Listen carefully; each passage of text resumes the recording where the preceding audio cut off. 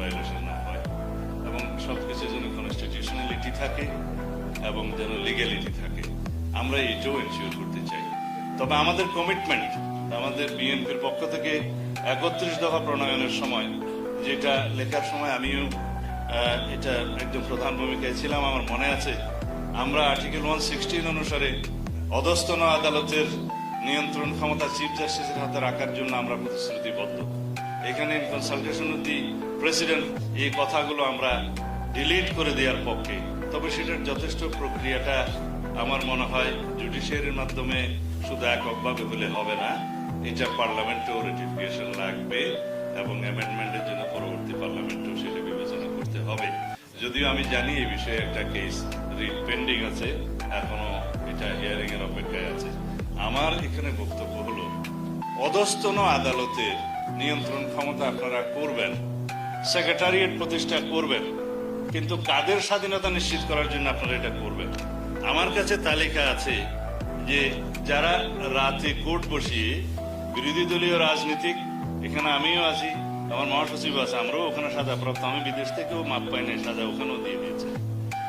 যারা রাতে কোর্ট বসিয়ে প্রায় 2036 জনকে সাজা দেওয়া হলো 2024-এর 7 জানুয়ারির ভুয়া ইলেকশন, ডামি ইলেকশনের আগে, তাদের মামলার সংখ্যা ছিল 149 এবং বিচারকের সংখ্যা আমি বলি, এখানে আমার কাছে কাগজ আছে 36 জন। তাদের সেই কাগজগুলো আমি সাংবাদিক ভাইদের জন্য এখানে কিছু ফটোকপি রেখে যাব, ইউ ক্যান শেয়ার। এখানে ব্যারিস্টার কায়সার কামালকে আমি অনুরোধ করছি, 2-3টা কপি আছে আপনার জন্য। তো তাদের স্বাধীনতা নিশ্চিত হলে সেক্রেটারিয়েট প্রতিষ্ঠার মধ্য দিয়ে তাদের বিরুদ্ধে আপনারা এখনো কিছু করেন নাই, পরে কি কিছু করতে পারবেন?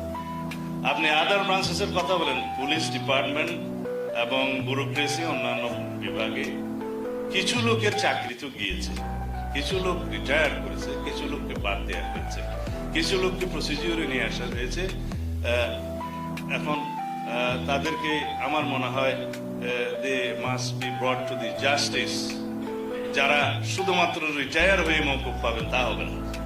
তারা ফ্যাসিস্টের দূষণ ছিল, ফ্যাসিবাদের আয়ু দীর্ঘায়িত করার জন্য তারা বিভিন্নভাবে সহায়তা করেছে। তো তারা যদি শুধুমাত্র রিটায়ার্ড হয়ে যায়, শোকসভা হিসেবে তালি না দিলে ভালো, রিটায়ার্ড হয়ে যায় এবং তারা যদি নিরাপদে তাদের অর্জিত দুর্নীতিতে প্রাপ্ত সম্পত্তি এনজয় করতে থাকে, তাহলে এটাও কিন্তু জাস্টিস এনশিওর করা হলো। আমি কারো নাম নিলে হয়তো আবার কন্টেম্প্ট অফ কোর্ট করতে পারে, করলে করুক, আমাদের তো আর কোনো কমতি নেই। আমি আপনাদেরকে আরেকটা তালিকা বলতে পারি যেখানে